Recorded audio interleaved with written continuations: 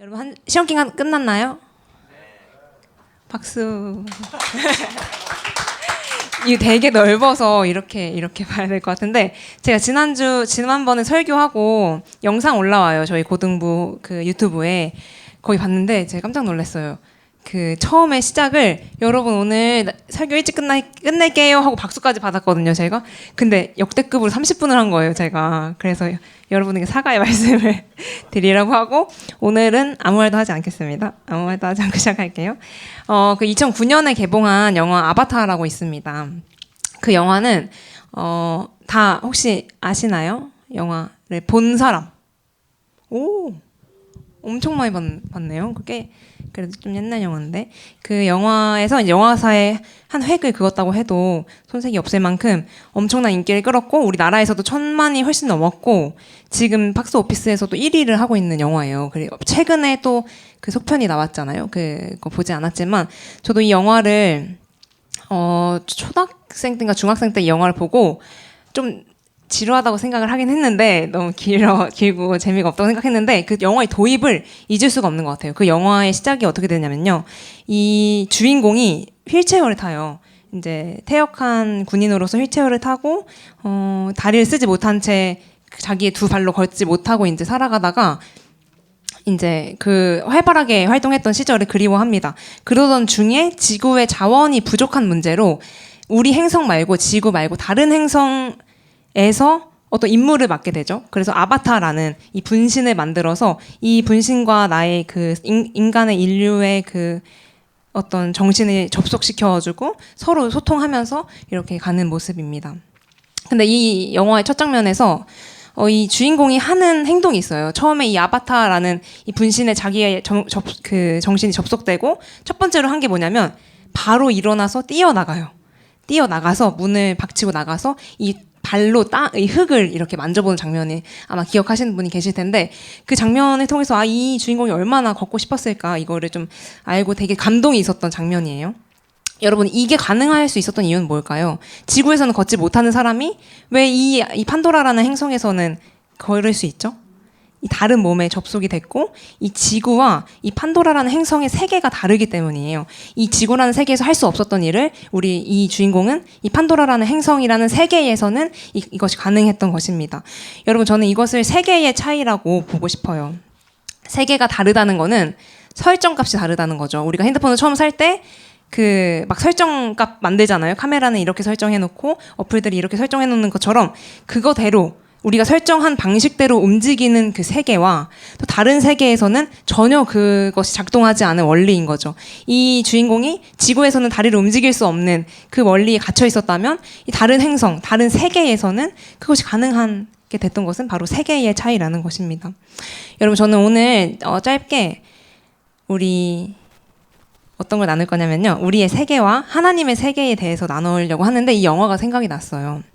이 주인공이 걷지 못한 상태에서 걸을 수 있었던 것처럼 우리도 우리라는 세계에서 할 수 없었던 일, 우리가 도저히 풀 수 없는 그 꼬인 매듭 같은 그 일을 우리는 다른 세계에서는 그것을 풀 수 있습니다. 우리는 그것을 극복할 수 있습니다. 그것이 어떤 세계입니까? 성경에서 이야기하고 성경에 제시하는 세계는 바로 하나님이 다스리시는 하나님의 세계입니다. 네, 사진 내려주셔도 됩니다. 감사합니다. 저를 보거나 이제 우리 학생들을 볼 때 저는 참 우리 학생들이 나만의 세계에 갇혀 있다는 생각을 해요. 우리 각자의 세계. 제가 저번 주에 이제 고등부 학부모 기도회를 했어요. 그래서 여러분들의 학부모님들이 오셔서 함께 이 자리에서 기도를 했는데요. 그때 고3을 두고 특별히 기도하는 시간이 있었어요. 우리 부서에도 고3들이 있잖아요. 기도하다가 이제 이런 생각이 드는 거예요. 참, 이 아이들에게 수능이라는 부담감이 얼마나 클까? 고3뿐만 아니겠죠? 1학년도 있고 2학년도 있고 이 수능이라는 그 무게가 얼마나 무거울까라는 생각이 들면서 저가 고등학생 때가 생각나는 거예요. 전도사님도 고등학교 이제 시절에 그 토즈라는 스터디 카페에 다녔는데 지금 토즈 있는지 모르겠는데 토즈라는 스터디 카페 다녔는데 거기서 제가 항상 그 로그인을 하고 자석을 선택하잖아요. 그때 깜짝 놀랐던 적이 있었어요. 하루는 똑같이 그냥 이렇게 로그인하면 안녕하세요 김예보님 오늘 하루도 화이팅 하세요 이렇게 뜨는데 그날은 딱 눌렀더니 한 줄이 더 있는 거예요. 안녕하세요 김예보님 오늘 화이팅 하세요 D-Day 364. 그날이 무슨 날이었냐면 제가 고등학교 2학년이었을 때 고3 선배들이 수능을 본 다음 날이었어요. 그러니까 이게 완전히 이제 내가 고3이라는 거지. 아, 난 아직 고2인데 방학도 안 한 고2인데 11월 그때쯤 셋째 주 목요일 지나고 그렇게 딱 뜨는 걸 보고 그때 친구들이 막 소리를 지르고 나가가지고 야, 그치 우리 고3이야 이제 막 이렇게 했던 기억이 나요. 그게 저는 막 공부를 막 엄청 막 입시 열심히 하고 이러진 않았는데도 불구하고 그 364일이라는 게 되게 제 마음을 짓누르더라고요. 그래서 아, 우리 아이들에게 이 현실이 얼마나 무거울까라는 생각이 들면서 또 근데 나눴어요. 그 학부모 기도에 나눈 게 뭐냐면 여기 있는 선생님들과 학부모님들은 이 수능이 전부가 아니라는 거를 우리는 아는데 인생이라는 것은 수능과 성적으로만 결정되는 게 아니라 그 사람의 고유의 결이 있어요. 이 사람의 인생을 살아오는 굴곡에서 만들어지는 결이 있단 말이에요. 그것과 그 사람의 인격의 깊이로 이 사람에 대한 판단을 우리가 하는데 이 우리 고등학교 친구들은 수능 성적, 이 숫자와 알파벳으로만 내 삶을 판단하고 내 인생이 이걸로 좌우된다는 생각으로 살아간다는 게 너무 이제 안타까운 거죠. 그래서 아, 참 이 시야가 넓어졌으면 좋겠다라는 기도 제목을 함과 동시에 또 무슨 생각이 들었냐면 하지만 이 아이들에게는 어쩔 수 없구나. 이 아이들의 세계에서는 아무리 너네 수능이 전부가 아니야, 너네 시험이 전부가 아니야, 너네 친구들이 누군지가 전부가 아니야 라고 얘기하지만 아무리 얘기해도 이 아이들은 자기의 세계 안에서 그걸 볼 수 있는 눈이 없겠구나라는 생각에 뭔가 또 납득이 되고 이해가 되더라고요. 그래서 기도하기로는 이 아이들이 당장 그 눈이 없어도 인생을 살아가면서 그걸 발견해 가게 해주세요 라고 이제 같이 기도했던 기억이 납니다. 여러분, 지금 우리는 각자만의 세계에 갇혀 있죠.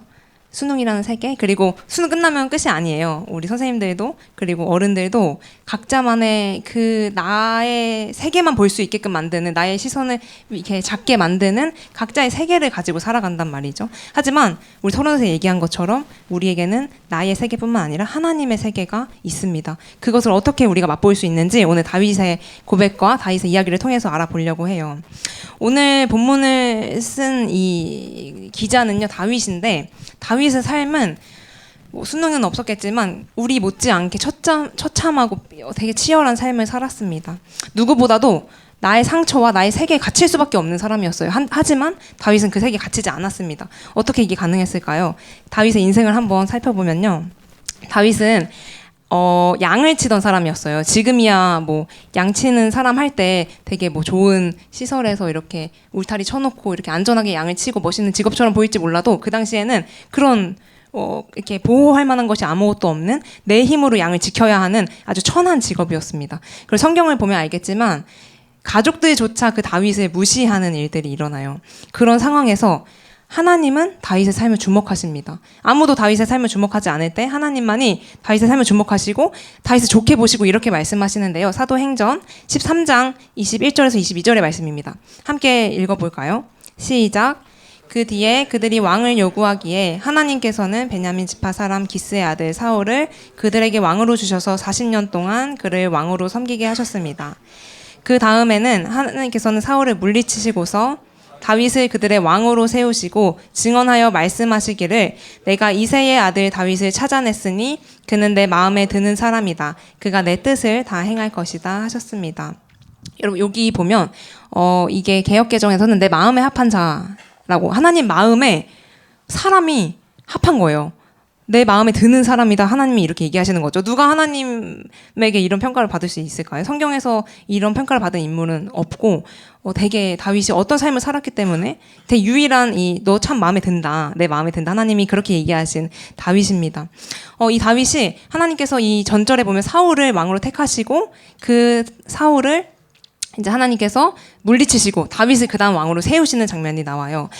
다윗이 15살 정도 되었을 때, 아주 어렸을 때죠. 지금으로 치면. 물론 이게 정확하진 않지만 학자들이 다 이제 15살이라고 이야기하는데요. 15살이 되었을 때 하나님께서 다윗에게 기름을 부으십니다. 이 기름을 부으시는 건 뭐냐면 하나님이 그 당시에 왕으로 임명한다라는 상징적인 표시예요. 기름을 부으시는 장면이 있는데 이것이 사무엘상 16장 13절의 말씀입니다. 한 절 함께 읽어볼까요? 시작. 둘러선 가운데 다윗에게 기름을 부었다. 그러자 주님의 영이 그 날부터 계속 다윗을 감동시켰다.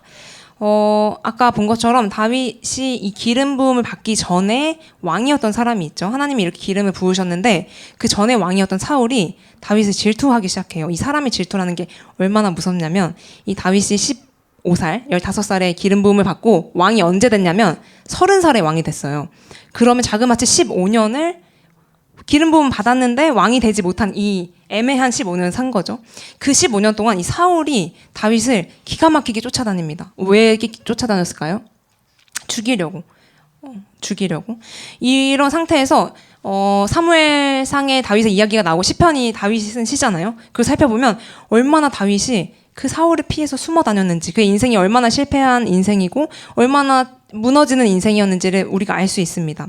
뭐 예를 들면 동굴에도 숨고요. 광야에서 그 사막과 같은 땅에서 숨을 곳이 없는데 거기 숨어서 벌벌 떨고 있고 3,000명의 사울의 군대가 다윗을 죽이기 위해 쫓아와요. 여러분 나 한 사람 죽이려고 3,000명 이 숫자도 생각 안 난 이 예상이 가늠이 안 가는 3,000명이 쫓아온다고 생각해 보세요. 숨을 데도 없어. 여기 숨어 있는데 막 들어와서 막 다 찾아내. 엄청 무섭잖아요. 그런 인생을 15년이나 도망자의 삶을 산 것이죠. 생각해보면 다윗이 왕이 되고 싶다고 했나요? 저 왕 하고 싶으니까 왕 시켜주세요. 하나님께 쫄라서 왕이 된 게 아니잖아요. 하나님이 와서 왕을 시켜주겠다고 했고 그 다음에 바로 왕으로서 편안하고 안락한 삶을 살게 하신 것이 아니라 15년 동안 때로는 굴에서 광야에서 또 다른 나라에서 다른 나라 심지어는 의심받을까 봐 미친 척을 해요. 일부러.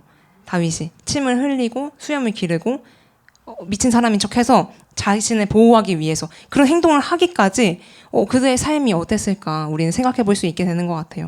그렇게 숨어다니고 나의 삶의 목적이 어디에 있는지 모르겠는 그런 삶 속에서 자신의 이 세계에 갇혀서 내 인생은 망했고 나의 삶은 꼬일대로 꼬여버렸어 라고 생각할 수밖에 없는 그 다윗의 인생인데요. 하지만 시편을 통해서 알 수 있는 것은 다윗은 절대로 그렇게 자기의 세계에 갇혀서 그 너머에 있는 것을 보지 못하며 살지 않았다는 것입니다. 이것이 바로 다윗이 하나님의 세계에 살 수 있었던 방식인데요. 우리 역대상 29장 11절의 말씀, 12절의 말씀을 함께 한번 한 글자 한 글자 읽어볼까요? 시작. 주님, 위대함과 능력과 영광과 승리와 존귀가 모두 주님의 것입니다. 하늘과 땅에 있는 모든 것이 다 주님의 것입니다. 그리고 이 나라도 주님의 것입니다. 주님께서는 만물의 머리가 되신 분으로 높임을 받아 주시옵소서. 부와 존귀가 주님 12절이 없나요? 네, 시작. 부와 존귀가 주님께로부터 나오고 주님께서 만물을 다스리시며 주님의 손에 권세와 능력이 있으시니 아멘. 이것이 다윗의 기도예요. 다윗이 여기서 뭐라고 이야기하죠? 모든 것이 주님께 속했습니다.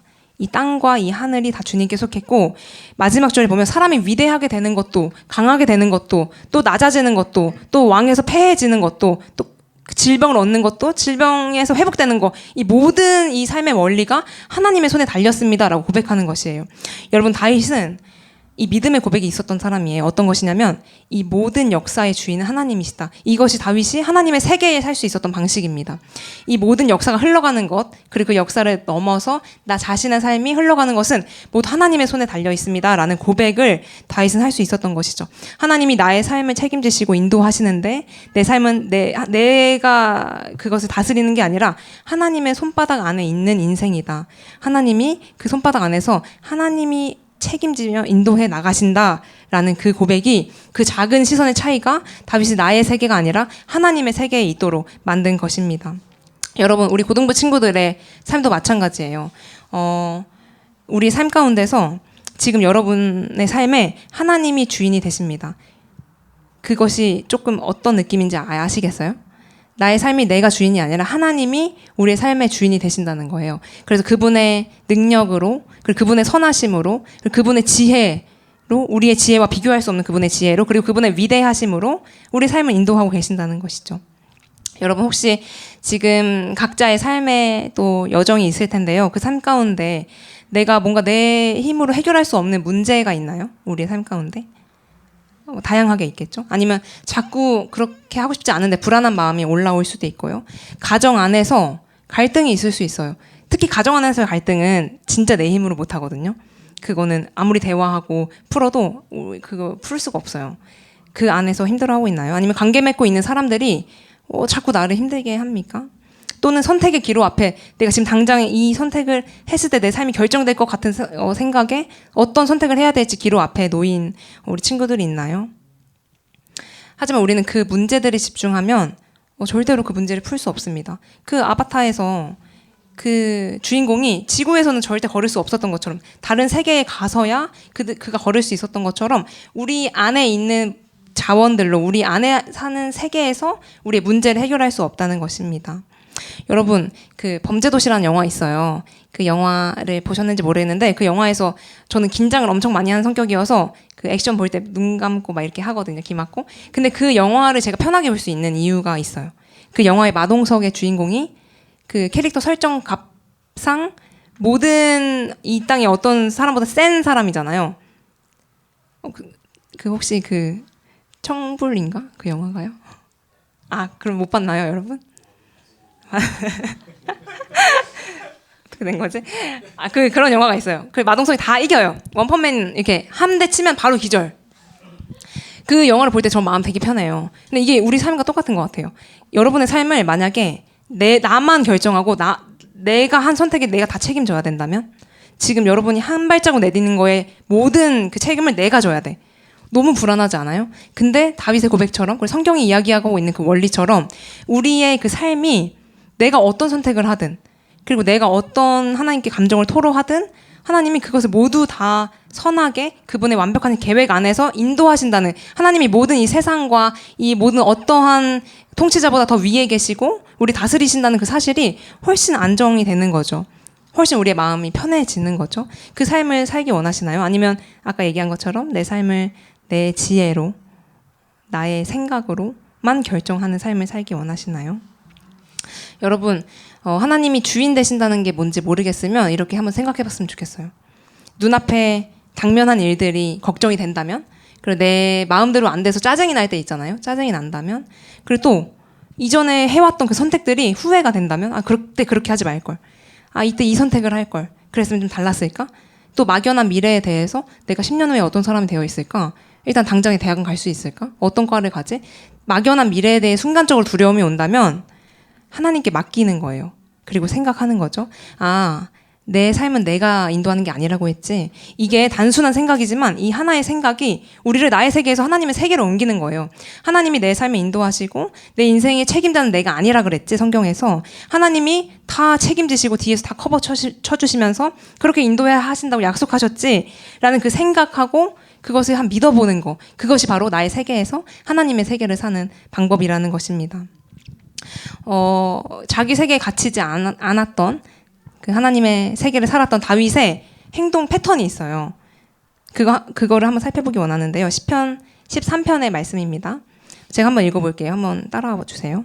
다윗의 고백이에요. 주님, 언제까지 나를 잊으시렵니까? 영원히 잊으시렵니까? 언제까지 나를 외면하시렵니까? 주님이 잊으신 것 같았나 봐요. 2절 한번 보겠습니다.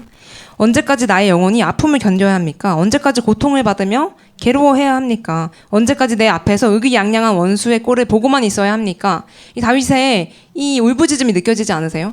언제까지 아파야 돼, 하나님? 제 삶을 저도 도저히 모르겠어요 라고 고백하는 것이죠. 우리 3, 4절의 말씀을 함께 읽도록 하겠습니다. 시작. 나를 굽어 살펴 주십소. 주 나의 하나님, 내가 죽음의 잠에 빠지지 않게 나의 눈을 뜨게 하여 주십시오. 나의 원수가 내가 그를 이겼다 하고 말할까 두렵습니다. 내가 흔들릴 때에 아멘. 여기 1절에서 4절의 말씀을 보면 다윗이 불안함에 지금 쌓여 있는 게 느껴져요. 이 시편에 보면 다양한 감정들이 나오거든요. 언제까지 하나님이 날 외면하실까?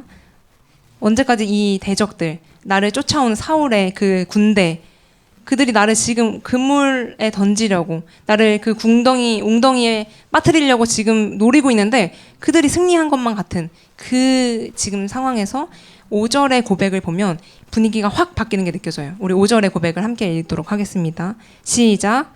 그러나 나는 주님의 한결같은 사랑을 의지합니다. 주님께서 구원하여 주실 그때에 나의 마음은 기쁨에 넘칠 것입니다. 아멘. 다윗의 패턴이에요, 이게. 항상 다윗은 시편에 보면 원망하기도 하고 때로는 부르짖고 하나님이 어디 계시지? 의심하기도 하고 불안해하기도 하고 또는 저주하기도 하고. 근데 그 모든 시편의 절의 마지막은 항상 하나님을 이렇게 찬양하고 의지하는 것으로 마무리합니다. 이것이 다윗의 패턴인 것이에요. 여러분 아까 얘기했죠. 하나님 마음에 합한 자가 다윗이었다고. 하나님 마음에 합할 수 있었던 이유는 이 다윗의 이 작은 하나님을 향한 신뢰인 거예요. 하나님이 모든 역사의 주인이 되시고 그 역사의 주인이신 하나님께서 내 작은 삶을 보시고 인도하고 계신다라는 그 사실이 다윗이 하나님 마음에 합할 수 있었던, 그리고 다윗이 하나님의 세계에 살아갈 수 있었던 이유가 됐던 것입니다.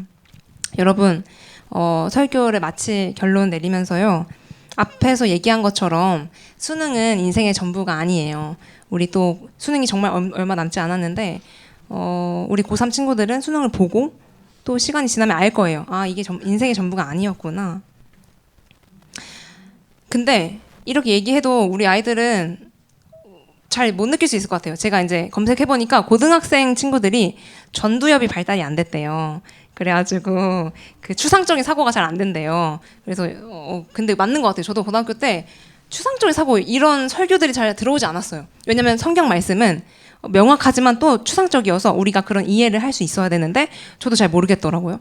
추상적인 사고를 못하는 이 시기에 여러분이 하나님의 세계? 나의 세계? 그게 뭔데? 잘 이해가 안 갈 수 있어요. 근데 그런 상태에서 어떻게 하나님의 세계를 살 수 있겠어요? 우리 못 살겠죠. 나의 세계를 깨트리고 어떻게 하나님의 세계로 나아갈 수 있겠어요? 그걸 이해도 못 하는데. 근데 여러분 여기서 중요한 것은 우리가 우리 세계를 깨트리고 하나님의 세계로 가지 않아도 하나님의 세계, 하나님이 우리의 가운데 들어오십니다. 이것이 되게 중요한 원리예요.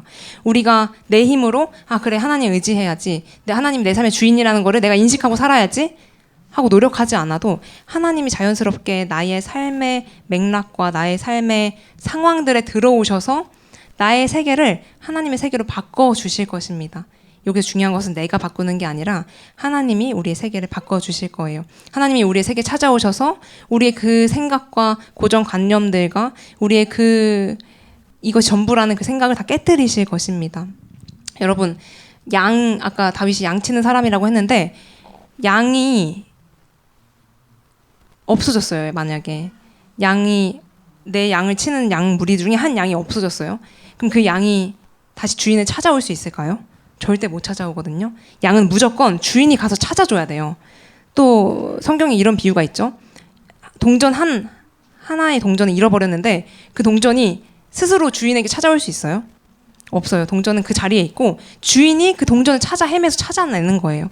우리의 삶도 마찬가지입니다. 여러분, 우리가 가만히 있어도 하나님이 잃어버린 동전을 찾듯이, 잃어버린 양을 찾듯이 우리에게 오실 거예요. 우리 세계에 들어오셔서 너 그거 아니고 내가 너의 삶을 인도하고 있다는 것을 알려주실 것입니다. 그래서 너무 걱정하지 않고 하나님의 그 세계가 내 안에 임할 수 있도록, 우리 주기도문 이렇게 외우잖아요. 하늘에 계신 우리 아버지여, 이름이 거룩히 여김을 받으시오며 나라가 임하옵시며. 이 나라는 영어로 Your Kingdom Come이거든요. 우리가 그 나라로 가는 게 아니라 하나님의 나라가 우리 안에 임한다고 표현하고 있어요. 여러분, 이거 되게 중요한데요. 잃어버린 동전과 잃어버린 양, 그걸 찾아오시는 하나님처럼 하나님의 나라가 지금 우리의 마음 가운데 임하고 있다고 이야기하고 있습니다. 여러분, 저는 우리 고등부 친구들을 생각하고 축복하면서요, 당장은 그게 어려울 수 있어요. 나의 세계가 아니라 하나님의 세계로 살아가는 게 뭔지 어려울 수 있지만 그냥 우리가 함께 말씀을 나누는 것을 통해서 한번 고민해봤으면 좋겠습니다. 내 삶의 주인, 어려운 순간이 찾아왔을 때 하나님께 맡기는 것이 이런 거구나. 나의 삶을 주님께 맡겨드리고 하나님의 그냥 인도하심을 따라서 그냥 그 흐름대로 가는 것이 이런 편안함을, 이런 안정과 이런 행복을 나에게 가져다 주는구나, 이것을 좀 깨닫는 우리가 됐으면 좋겠습니다. 우리 마지막으로 18절 말씀, 고린도 후서 4장 18절의 말씀을 큰 목소리로 읽고 우리 함께 찬양했으면 좋겠는데요. 함께 읽도록 하겠습니다. 시작. 우리는 보이는 것을 바라보는 것이 아니라 보이지 않는 것을 바라봅니다. 보이는 것은 잠깐이지만 보이지 않는 것은 영원하기 때문입니다. 아멘. 우리는 보이는 것을 바라보는 것이 아니라 보이지 않는 것을 바라봅니다. 이 세상의 가치는 보이는 것들에 많이 있어요. 근데 우리는 가치가 없어 보이는 보이지 않는 것들에 집중하는 거죠. 그것이 바로 하나님 나라의 원리입니다. 왜냐하면 보이는 것은 잠깐인데 보이지 않는 것은 영원하기 때문이에요. 우리가 이 땅에서 살고 끝이 아니잖아요. 우리는 하나님 나라, 우리에게 임하신 하나님 나라를 진짜 살아갈 수 있는 그 영원한 시기, 그 나라에 하나님 초청하고 계시는데 그 하나님 나라를 지금 이 땅에서도 충분히 살 수 있다는 거예요. 어떻게 하면요? 우리가 하나님의 그 인도하심 받으면, 우리 하나님의 통치를 받으면 우리는 이 땅에 있지만 하나님 나라를 살 수 있습니다. 그러면 그 아바타 주인공이 걸을 수 있었던 것처럼 이 땅에서 할 수 없었던 일들을 우리는 하게 될 거예요. 극복할 수 있을 거예요. 그리고 우리의 사고가 바뀌기 시작하면서 이 세상의 사람들이 살아가지 않는 방식으로 살아가면서 뭔가 빛나는 하나님의 자녀로서의 삶을 살 수 있을 것입니다. 우리가 그 하나님의 위대하심과 주인 되심을 함께 소망하고 노래하는 우리가 되길 소망합니다.